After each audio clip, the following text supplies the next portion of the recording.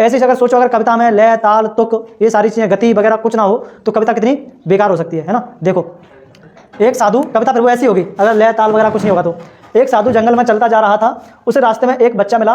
बच्चा बहुत डरा हुआ था। साधु ने उसे समझाया कि डरने की जरूरत नहीं है, दुनिया में सबसे बड़ा साहस अपने अंदर होता है। ये क्या है? ये क्या है? कविता पढ़ी थी मैंने अभी, कविता लगा कुछ कविता जैसा इसमें। तो इसमें कोई लय नहीं है, कोई तुक नहीं है, कोई वो नहीं है, इसमें रिदम नहीं है। तो अब यहाँ पर देखो इसी को लिखा गया है दूसरे तरीके से। अर्थ बिल्कुल नहीं बदला, अर्थ सेम टू सेम है, वही अर्थ है इसका, लेकिन इसको लिखा गया है छंद के नियमों में, है ना। इसमें लय ताल तुक यति गति सब आ गई है इसमें, ठीक है। जंगल भीतर साधु चला, मिला मार्ग में बाल, कहो डरो मत पुत्र तू, ये मैं बसत ज्वाल, है ना। ये इससे ज़्यादा सुंदर लग रही है पढ़ने में, है ना। तो यही है क्या छंद। छंद क्या करता है? छंद तुम्हारी ये समझ लो कि कविता की धड़कन है, धड़कन, है ना। जैसे यहाँ पर कविता कितनी बुरी लग रही थी, लेकिन यहीं पर वो कविता कितनी अच्छी लग रही है। तो छंद क्या करता है? छंद कविता को क्या बना देता है? बहुत ही सुंदर बना देता है, ठीक है। चलो तो हमारे रस हो गए, अलंकार हो गए, और आज हम पढ़ेंगे क्या? छंद, ठीक है। तो सोचो अगर आप कोई गाना गा रहे हो और गाने में कोई लय नहीं है, कोई ताल नहीं है, कुछ नहीं है, वो गाना कैसा लगेगा? भजन बन जाएगा। भजन बन जाएगा। भजन में तो लय ताल सुर सब होता है उसमें तो, है ना। वो एकदम से क्या बन जाएगा? कथा जैसी बन जाएगी, यानी कि एकदम से कहानी टाइप की बन जाएगी। ऐसे ही अगर सोचो अगर कविता में लय ताल तुक ये सारी चीज़ें गति वगैरह कुछ ना हो तो कविता कितनी बेकार हो सकती है ना। देखो एक साधु, कविता फिर वो ऐसी होगी अगर लय ताल वगैरह कुछ नहीं होगा तो।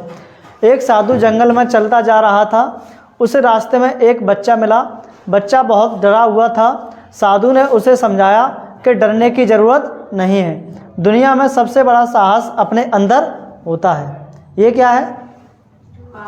ये क्या है? कविता पढ़ी थी मैंने अभी, कविता लगा कुछ कविता जैसा इसमें। हाँ मैंने बताया था।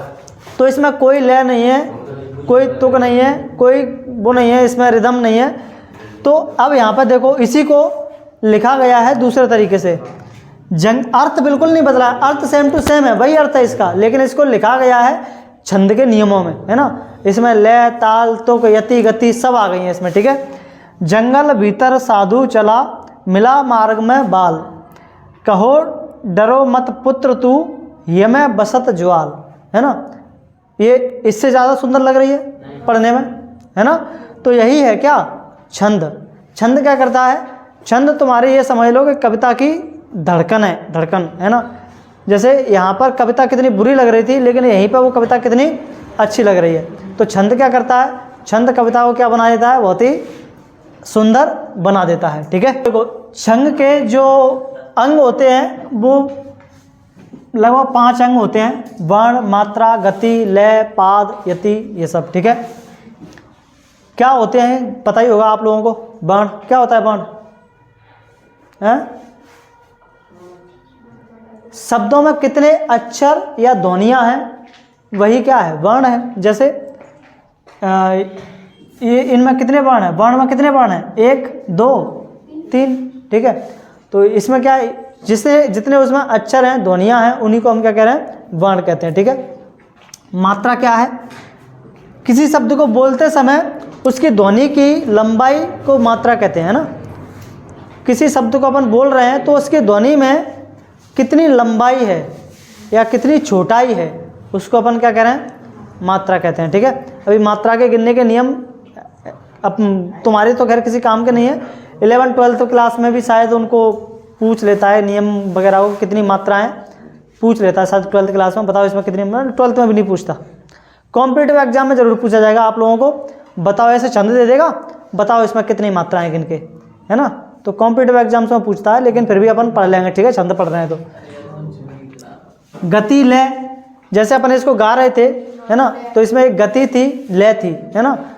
और यति, जंगल भीतर साधु चला, यहाँ पे मैं रुका, तो जहाँ पर अपन पढ़ते समय गाते समय जो थोड़ा सा ठहराव आता है, रुकाव आता है, उसी को अपन क्या कहते हैं? यति कहते हैं। और पाद क्या है? ये पूरी की पूरी लाइन तुम्हारी क्या है?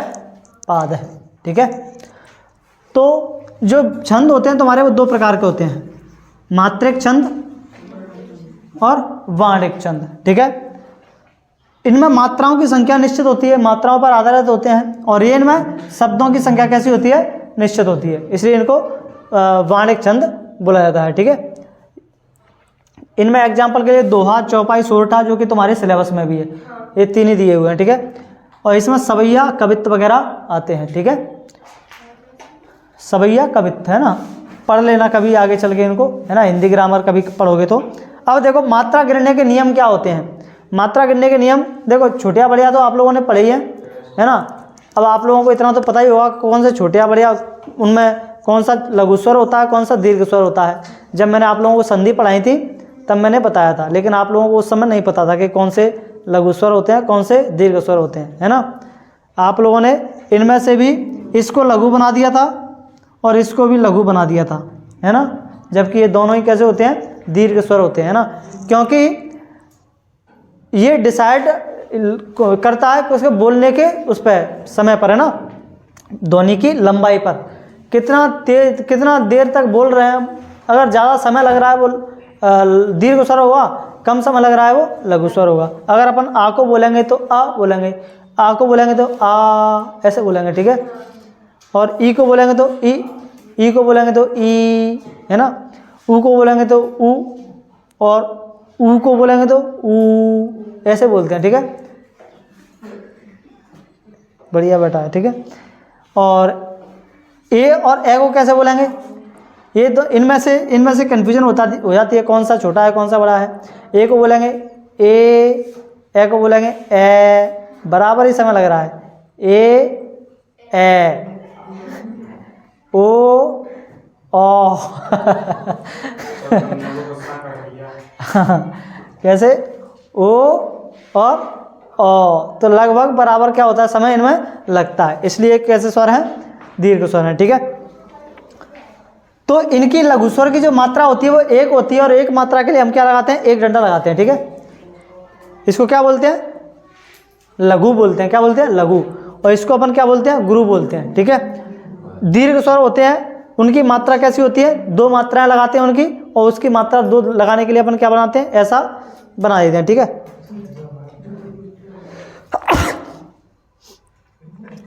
व्यंजन और स्वर दोनों साथ में हैं, व्यंजन और स्वर, जैसे ये का है ना, का में व्यंजन भी है, स्वर है। इस का को अलग करेंगे तो का अलंत लगा देंगे, प्लस इसमें कौन सा स्वर है, आ, है ना। तो इसमें व्यंजन की कोई मात्रा नहीं होती है, मात्रा किसकी होती है, स्वर की होती है, ठीक है। तो व्यंजन और स्वर दोनों आते हैं तो मात्रा स्वर की होती है। जो स्वर होगा, अश्व स्वर होगा तो मात्रा एक आएगी, दीर्घ स्वर होगा तो मात्रा दो आएंगे, ठीक है। संयुक्त व्यंजन जैसे होते हैं क्र, त्र, प्र, स्र, है ना, ब्ला, इस तरह के है ना अक्षरों में मात्रा एक ही होती है, क्योंकि इनमें एक कैसा होता है, आधा होता है। पीछे वाले जैसे अपन इसको अलग करेंगे तो इसमें का प्लस रा, इससे मिलकर के बनाया क्या, क्र। तो इसमें मात्रा कितनी होगी, इसी पर तो आएगी, इसी पर तो है छोटिया की मात्रा, तो इसी की मात्रा होती है कितनी, एक, ठीक है। अनुस्वार और अनुनासिक, है ना, तो उनकी मात्रा कितनी होती है, एक ही होती है, ठीक है। ये जो अंक की बिंदी ऐसे करके और ऐसे करके जो लगाते हैं, उनकी मात्रा कितनी होती है, एक होती है। और विसर्ग जो अपन ऐसे लगाते हैं उसकी मात्रा कितनी होती है, एक होती है, ठीक है। जैसे इसमें मात्राएं बताओ जरा कितनी होंगी, देखो भा बढ़िया की मात्रा है, कितना आएगा जी, आएगा। और यहाँ पे इसकी भी एक, कितनी मात्रा हो गई, चार। इस पर देखो दो इसकी, एक इसकी, एक इसकी। यहाँ पे बड़े की मात्रा है, यानी कि दो इसकी, एक इसकी, एक इसकी। यहाँ पे देखो मंगल, कितनी मात्राएं होंगी, एक, एक, दो और तीन, ठीक है। और यहाँ पे कितनी मात्रा होंगी, प्र, एक होगी, एक, दो और एक। तो इस तरह से अपन क्या कर लेते हैं, मात्राओं को गिनते हैं, ठीक है। इसको देखो, ये जो है सच में ये छंद है कि नहीं, तो हमें मात्राओं से पता चलेगा ये छंद है कि नहीं। देखो एक, एक, एक, दो, एक, एक, दो, एक, एक, दो, एक, दो, एक, मार्ग, इसकी कितनी आएगी, इसकी एक ही आएगी, एक मार्ग, नहीं दो आएंगी इसकी। माँ पे इस पर कितनी आएंगी, मैं, दो ही आएंगी, अधिकतम दो ही मात्रा हो सकती है, ठीक है। और यहाँ पे 2 और 1, कितनी मात्रा हो रही है इसमें देखना ज़रा। 1 2 3 4 5 6 7 8 9 10 11 12 13, 1 2 3 4 5 6 7 8 9 10 11, 13 और 11 के विराम से जो मात्राएं होती हैं वो क्या होता है, दोहा होता है। तो ये क्या बन गया था, दोहा बन गया था, है ना। तो पढ़ लें अब अपन इनके एग्जाम्पल्स पढ़ सकते हैं, ठीक है। चलो तो शुरू करते हैं दोहा से, है ना। दोहा से, ये दोहा ही था। चलो दोहा तो तुम्हारा हो ही गया, है ना। एक ऐसा चंद जिसमें 13 11 के विराम से कुल कितनी मात्राएं हों, 24 मात्राएं हों, वहाँ पर क्या होता है, दोहा छंद होता है, ठीक है। एग्जाम्पल के लिए, बुरा जो देखन मैं चला, बुरा न मिलिया कोई, बुरा न मिलिया कोई, जो दिल खोजा आप ना, मुझसे बुरा ना कोई। आपकी क्यूबी में कौन सा एग्जाम्पल दिया हुआ है दोहा का,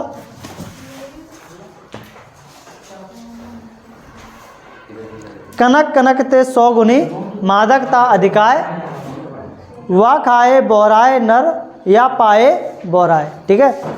तो इसी को आप लोग याद कर सकते हो, ठीक है। यानी कनक कनक ते 100 गुनी, अर्थ का क्या ही करोगे उसका जान के, ठीक है।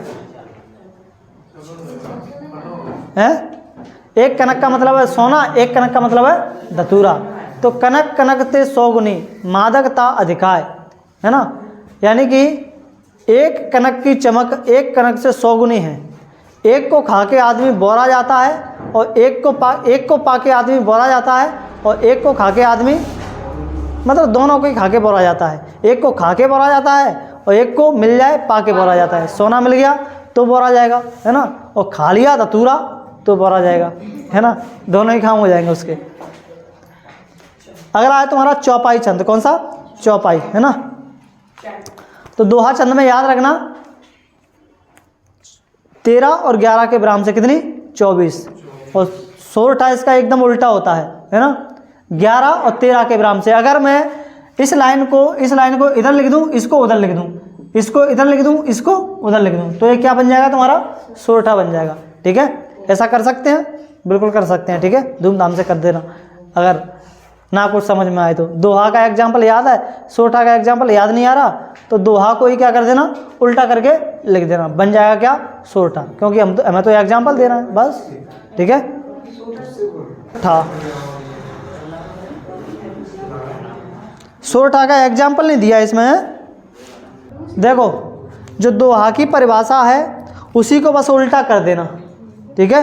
क्या कर देना, दोहा छंद की परिभाषा में देखो क्या है, दोहा मात्रिक छंद है, इसमें 4 चरण होते हैं। तो आप लोग क्या लिखेंगे, सोरठा भी मात्रिक छंद है, इसमें भी 4 चरण होते हैं। इसके पहले और तीसरे चरण में 13 मात्राएं होती हैं। तो आप लोग क्या लिख दोगे, पहले और तीसरे चरण में 11 मात्राएं होती हैं, और दूसरे और चौथे चरण में 13 मात्राएं होती हैं, ठीक है। ये बन गया तुम्हारा कौन सा, सोरठा छंद, ठीक है। इसका एग्जाम्पल ये लिख लो,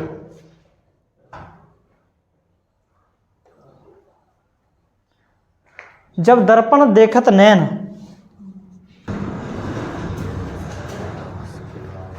ये कहाँ नहीं है, ऐसे लिखा है कहाँ, ये मत सोचना गलत लिख दिया है, ठीक है। एक और कौन सा छंद है तुम्हारा इसमें, चौपाई छंद है ना। एक बार सिलेबस में देख लें कौन कौन से छंद दिए हैं। दोहा चौपाई दिए हैं उसमें बस, है ना। तो वो है तुम्हारे छंद खत्म। छुट्टी नहीं, अभी चैप्टर पढ़ेंगे। चौपाई छंद तो आप लोगों ने खूब पढ़ा है रामायण में, है ना। और रामायण में क्या आती हैं, चौपाई तो है। मंगल भवन या मंगलहारी, है ना, वही एग्जाम्पल लिख देना, ठीक है। वो चौपाई है कि दोहा है, चौपाई है, ठीक है। हाँ, तो चौपाई छंद वो छंद है जिसकी हर पंक्ति में कितनी मात्राएं होती हैं, 16 मात्राएं होती हैं, ठीक है। वो चौपाई छंद होता है तुम्हारा, है ना। ये 4 पंक्तियों में बोला लिखा जाता है, इसलिए इसको क्या कहा जाता है, चौपाई कहा जाता है। 4 पंक्तियां होती हैं इसकी, कितनी, 4, है ना। हर पंक्ति प्लस हर पंक्ति इज इक्वल टू 16 मात्रा, है ना। तो रामचरितमानस का तुलसीदास जी का जो है ना अधिकांश वर्णन चौपाई में ही है, ठीक है। मंगल भवन अमंगलहारी, द्रवौ सुदशरथ अजर बिहारी, ठीक है। अजर बिहारी, बस लेके सही देना उसको, है ना। पता चलेगा उसमें मात्रा आत्राओं की गलती कर दो आप लोग, चौपाई को कुछ और बना दो, क्योंकि मात्रा गड़बड़ हुई तो छंद क्या हो जाएगा, गड़बड़ हो जाएगा, है ना। तो ठीक है, ये तुम्हारे छंद हो गए। अब अपन अपने चैप्टर पर आ जाते हैं जो कल छूट गया था, कौन सा वाला, फसल वाला, ठीक है, उसको कर लेते हैं।